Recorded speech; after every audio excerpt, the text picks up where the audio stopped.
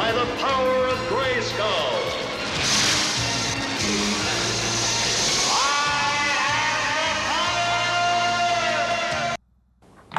Hello, this is just a quick review for Car X Street on the PS5. It's free to download. I don't know if it's just this month or if it's a permanent thing, but apparently it's free for everybody. I thought it was because I had bought the previous game, the Car X Drift, where it's solely just all about drifting. Same game, but just drifting, whereas this is about street racing and drifting, so they've just like upgraded it. But it's like a poor man's Gran Turismo slash Need for Speed, if you want to try and mix two games together. But it's got a massive selection of cars. They're not officially licensed, so even though they do look exactly the same as the real counterpart, they're not got the real names. So it might look like a BMW, but it's called something else, you know what I mean? But apart from that, there's a huge range of cars, all different types, from muscle cars to Japanese, like pocket rockets, to like classic cars, to vans, to like big, like estate cars, SUVs, like anything you can think of, basically. And there's so many cars there. And you get to like do the race side of it, and you get to do the in-depth like tuning side, like Gran Turismo, where you can like, if you upgrade your differential or if you upgrade your gearbox, you can then fuck around with the ratios on the gears, and you can like this game in particular goes really into depth. It like you can mess around with the tire pressure, you can have the camber and the toe angle of the wheels, obviously to help you drift. You can mess about with absolutely everything. You can even get wheel spacers to put on. It's just the like sway bars, the suspension, like everything, ECU, anything you can think of doing like car modifications, it's in this, and you can really faff around with the options. And as you can see, there's a huge creation suite as well. You can put stuff on the glass, and you can colour the glass, you can colour your headlights, change the smoke colour, change your headlight colour. You can basically do anything. It's really versatile in that respect. You do get a big map. I'll talk about that later. But this is like the range of cars. As you can see, look, they've all got made up names, like an M46, M39. They're not called BMWs, but, and you have to complete the club, which means there's like a club. You see the rating of the vehicle, it's C2. Well, that means it's like class 2. So there's like, say, class 1, class 2 races, and there might be 15 races in that one club. So you've got to join that street racing club, compete. Say there's 15 races, you do 14, and then on your 15th you face the boss of that club. And if you win the boss's car, which I'll do later on, so I'll show you. But look, as you can see, there's classic muscle cars on there. There's some really good cars. If you're a car enthusiast and you do like tuning cars and you do like drifting and street racing, then it is a perfect game, because like I said, the creation suite is crazy. You can get massive body kits for them. You can change things individually, so you can either buy like a company's body kit, the whole thing, or you can individually pick and choose from different companies the different body kit. So you could have like the front bumper from one company, and you could have a spoiler from a different company, you could have the wheel arches from a different company, and you could just mix it all together. You don't need, so there's a classic Volvo there, but you don't need to have it all one thing, do you know what I mean? So it gives you total free reign on how to so you've got to find collectibles. That's another thing I'll show you in the video. Like, you drive around and you find them.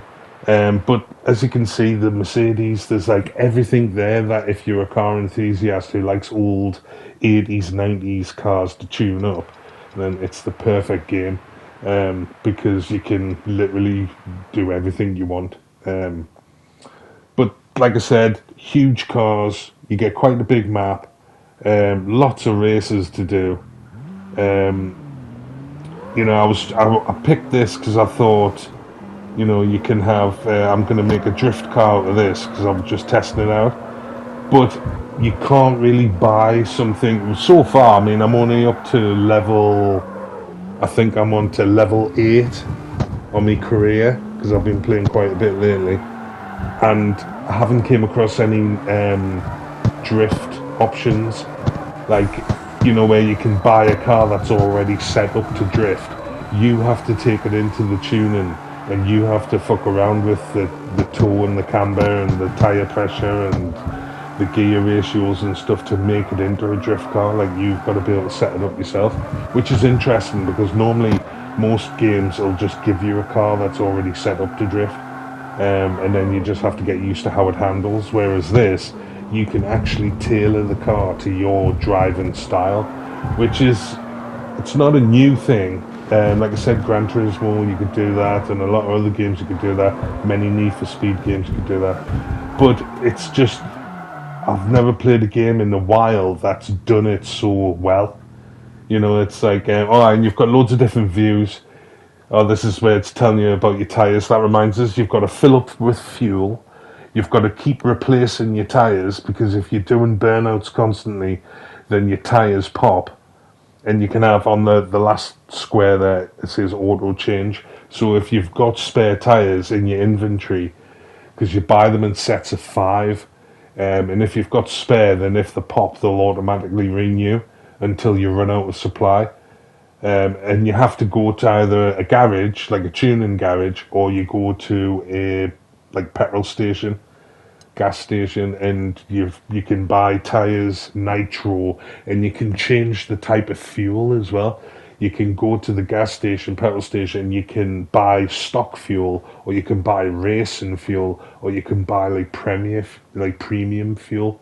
So you get more horsepower out of your car by buying the better fuel, but you obviously don't get as many miles per gallon. So you have to keep an eye on the fact that you're wasting fuel, and your tires, the grip you've got left, and the wear and tear on them. So that's like an added little thing to keep you constantly having to,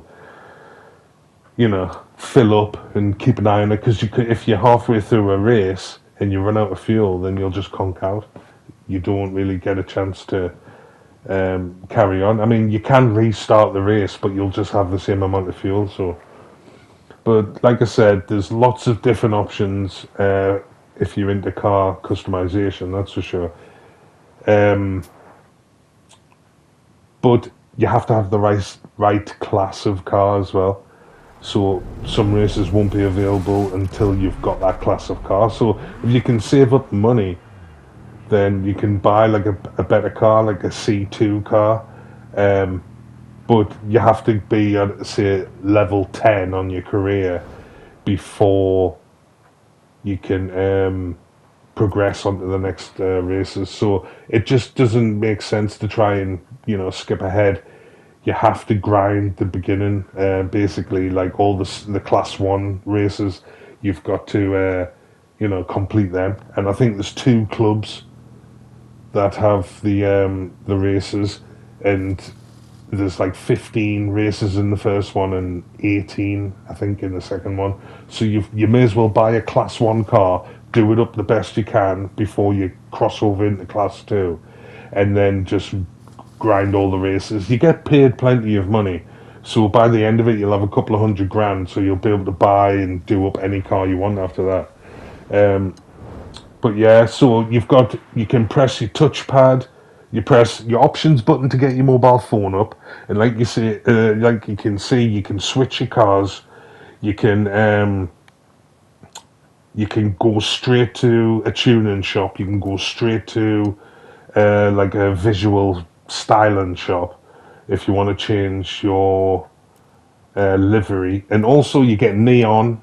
I know I mentioned before, you get neon, you get the smoke, you get like to change colors, and also the neon is like animated. It pulses or it flashes on and off. Like the amount of options that you do get is just amazing. Honestly, it's like a cross between an arcade racer and a simulation. You've got the simulation style and maintenance side of it, but you've got the arcadey kind of racing.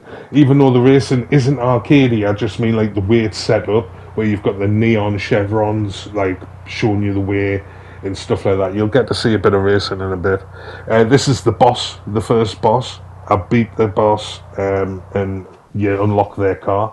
So then you can either sell it or you can either keep it. But it's probably better to keep the boss's car, because when you go to upgrade it, a lot of the upgrades are already installed because it's like, the boss's car. So it's worth just grinding it, biding your time, keeping the basic car that you first get. So choose wisely. I think you get choice of 4. You get like a Honda Civic and then a couple of others. So it's up to you which one you get. Give yourself a livery, like I did. I spent like a half of my money on livery. This is a collectible. It tells you on the, like, just above the map, like above the radar, there it'll say collectible in the like close by.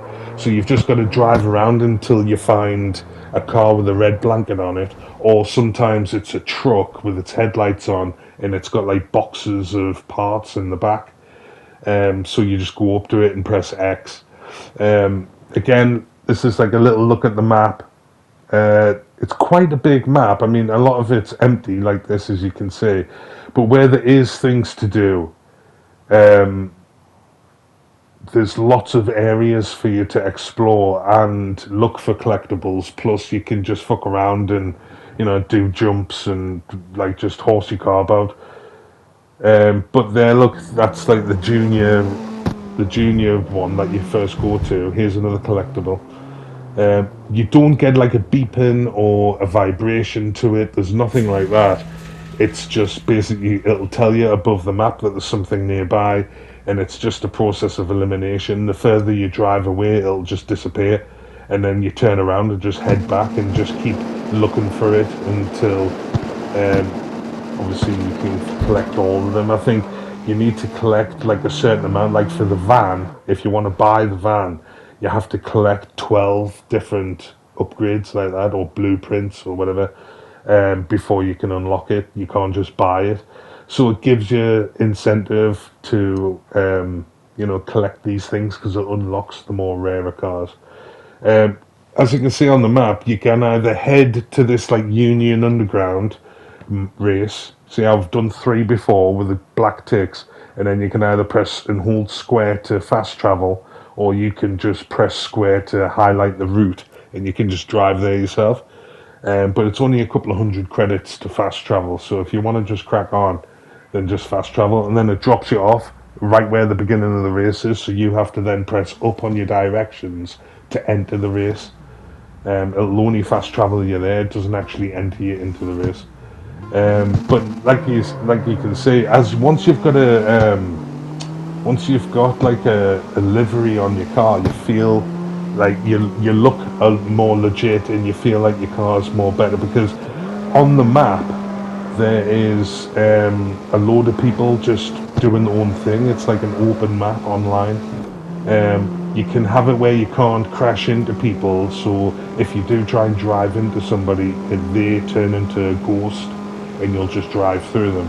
But you can like be next to each other and you both look solid, and you can you can drive, you can give people impromptu races and stuff like that, if you have to. But you can also work together. You can join other people's clubs and stuff. So there's a potential there for it to be really multiplayer style if you're into that kind of thing. But also it's catered for people who just want to play solo like I do, and you just want to complete it on your own terms at your own pace kind of thing. So but if you've noticed, like, this is the cockpit driving. You press triangle to change your view. There's a few views. There's this one, there's the bonnet, there's where the screen is the full car, There's two third-person views, and then there's a cinematic view, like on Grand Theft, where you hold circle and it shows you like a cinematic camera. But what I wanted to show you on this is like the dials on the car are correct, and it reaches down to change gear, which is unusual because a lot of the times in games when you change gear, it doesn't, there's no animation for that. You don't even see the hands on the steering wheel half the time. It's just the steering wheel itself. So it's a nice little touch that he reaches down and changes gear when you change gear, and the hands on the steering wheel. Plus, there's a reflection there in the back of the wing mirror, so that's a good thing as well. Not the wing mirror, the rear view mirror. But here's a little look at the the ins and outs of when you come to tune it. It's so fine tuning, like you can see, you can change a lot of the minor details that are left out of more like up-to-date games. But that's it basically. It's a really good game for tuning and for customization. The racing's not that bad. The map's kind of big. There's huge selection of cars, and it's free to download. I mean, what else do you need? So I would just go and check it out. Car X Street, it's called, and it's fucking class. I love it, mate. So definitely go and download it. You may as well. See you later.